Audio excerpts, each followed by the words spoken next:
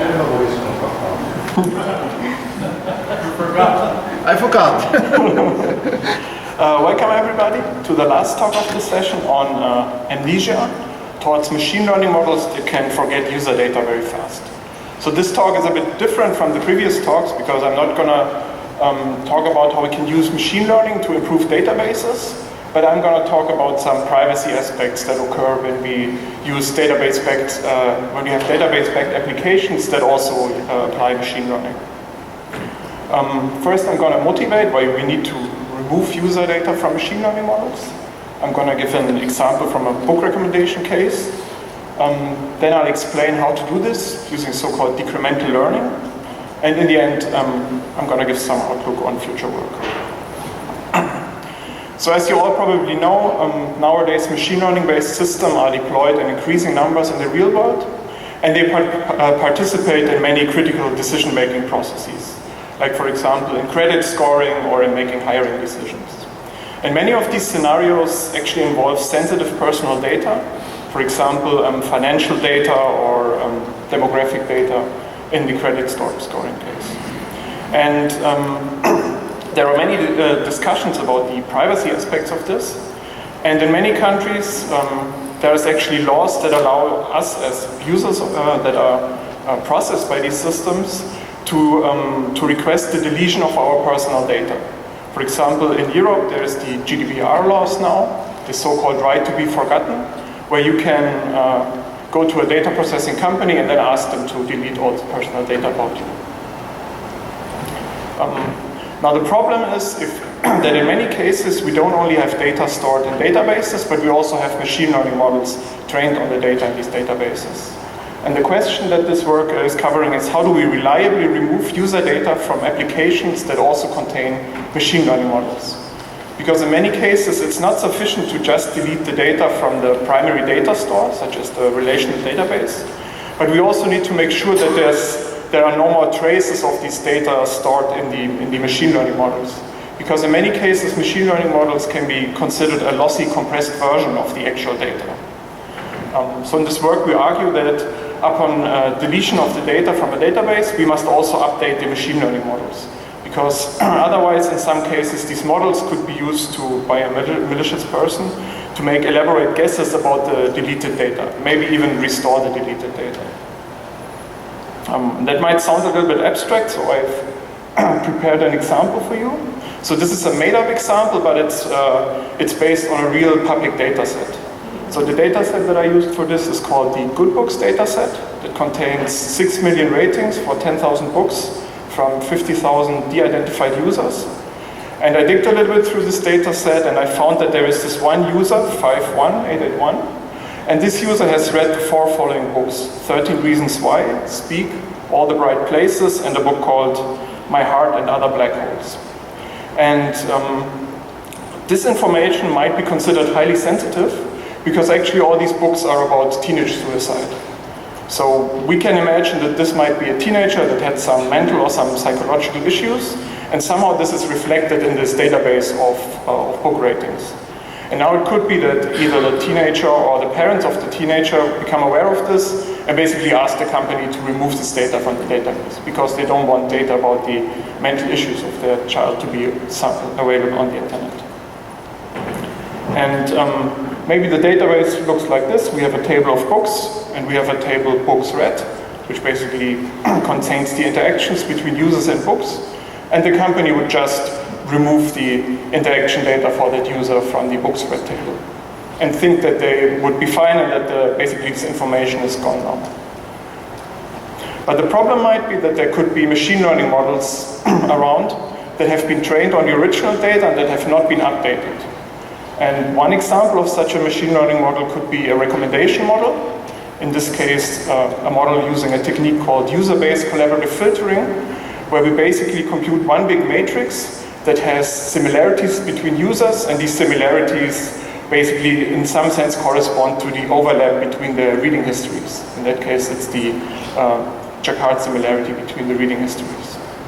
And now if a malicious attacker would be able to get a hold of the books read table and of this non-updated similarity matrix, then they could look for users that are highly similar, much more similar than average to our current user. And this attacker could look into the table, inspect the data from these other users that is still there, that are highly similar to our user under consideration, and then use that to make elaborate guesses about the data that we deleted.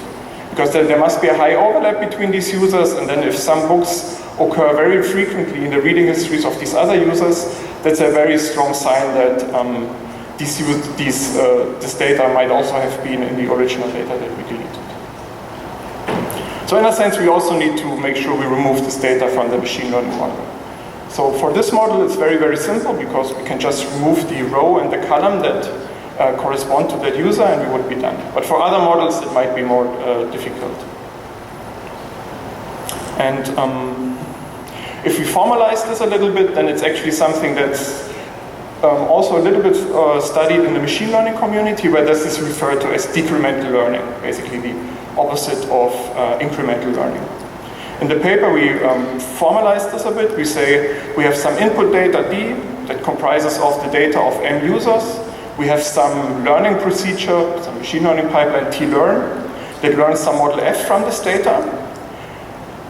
And now we want to delete the data of this user DM from the model.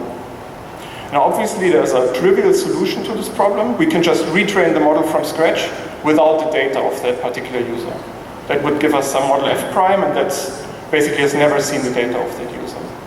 The problem is this has two disadvantages. On the one hand, a performance disadvantage, because it might be inefficient and costly to retrain these models from scratch, because the model probably doesn't change very much if you only remove a handful of users.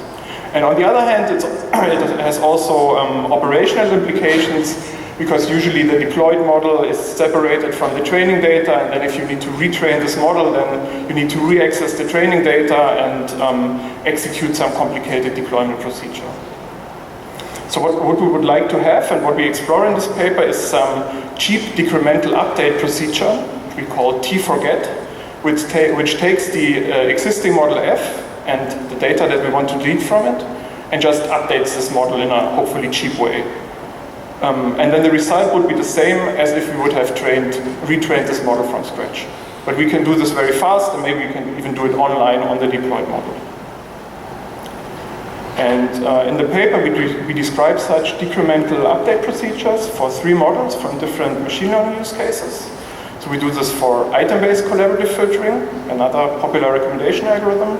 We show how to do it for rich regression, a regression technique, and also for a classification algorithm called that uses an approximate version of k-nearest neighbors. And I'm going to walk you through one example, how we can delete data from collaborative filtering models, in this case from so-called item-based collaborative filtering models. That's an old and pretty popular approach to recommendation, and it's this classical thing that you've probably seen very often in online shops, for example. It's people who like X also like Y. And we can look at an online video streaming use case where we would want to recommend movies to users. And what a system, recommendation system would do in this case is it would record the viewing histories of users, then compute pairs of movies that often co-occur, and then compute again a similarity matrix, in this case of items, of ranked movie pairs, and that forms the basis for recommendations. So that could look like this. We have a history matrix H, that's basically the input data. It captures the viewing histories, where the rows are users and the columns are movies, and then whenever a particular user viewed that movie, then there's a 1 in the cell, and whenever they didn't view it, then there's a 0 in the cell. And then the normal algorithm to compute this recommendation model computes 2 intermediate results, a so-called co-occurrence matrix of movies that points from movies to movies, and that just denotes how often a pair of movies has been viewed together by a user. So for example, here The Godfather and Lord of the Rings has been viewed by 2 users, and here by Bart Simpson and Homer Simpson, for example. And we also need an item interaction vector that basically just computes the sum of interactions for each of the movies. And from that we can compute this similarity matrix. In that case, we again use the Jaccard similarity, but there's many different similarity measures that you can use. And this matrix just needs the data from the previous intermediate results, from the co-occurrence matrix C and from this sum of interactions. And by that, we compute the similarities between movies that are based on the interaction patterns. And then we could do recommendations based on that. So for example, if a user had viewed The Godfather, then we can look in the row of this matrix and we would see that Lord of the Rings would be the most similar movie, so we could recommend that. And if we retain these intermediate results, this co-occurrence matrix C, and the item interaction counts, then we can just update these intermediate results in case of data deletion and don't need to recompute everything from scratch.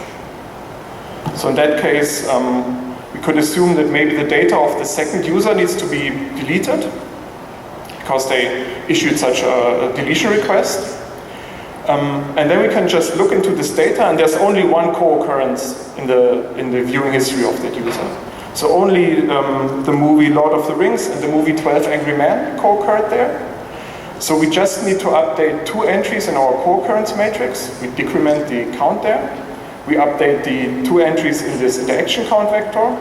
And then we need to recompute the rows and columns in the similarity matrix for these movies that were affected.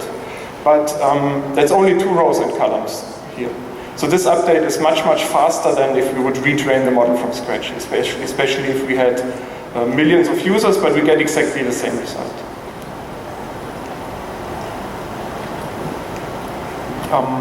So in the paper that we published here, we had Python implementations, and we only evaluated this on synthetic data. But since then, we've continued to work on that a little bit, and we re-implemented these algorithms in Rust and evaluated them on real-world data sets. And basically, the setup that we used was we measured how long it takes to, for a trained model, how long it takes to forget a single user with a decremental update, versus how long it takes to retrain the model from scratch without the data of the users. And we found that in most cases, this decremental update is several orders of magnitude faster, and for many data sets, it should also be fast enough to do this in an online setting for a deployed model.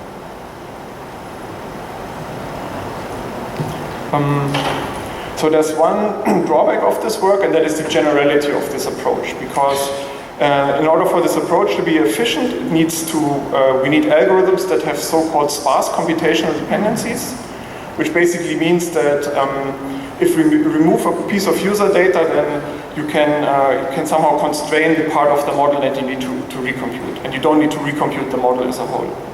So that works for some of these algorithms, especially for like graph-based machine learning algorithms, and with some tricks also for things like ridge regression, which we show in the paper, but it does not work for some rather important gradient-based optimization techniques like batch gradient descent or stochastic gradient descent, for example. And in future work, we want to explore decremental updates for more machine learning models. We want to extend this to create whole decremental machine learning pipelines.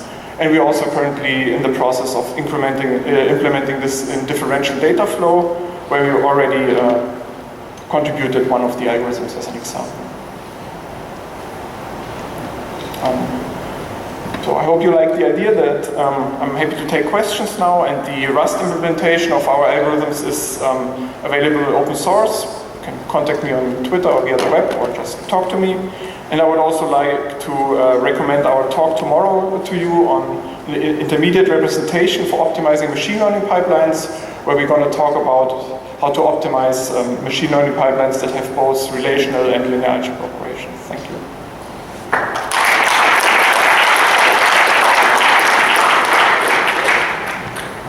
Questions? Felix.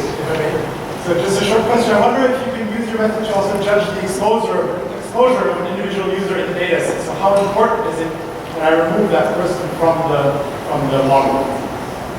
That's a very good question. So I think that very much depends on the model. So it could be, for example, that if we have a support vector machine, that we can just delete the data of that user if it's not a support vector, and it wouldn't make any difference. But I've talked to some machine learning colleagues about this, and in general they said it's very, very hard to measure the influence of one particular sample. But it's a very interesting direction.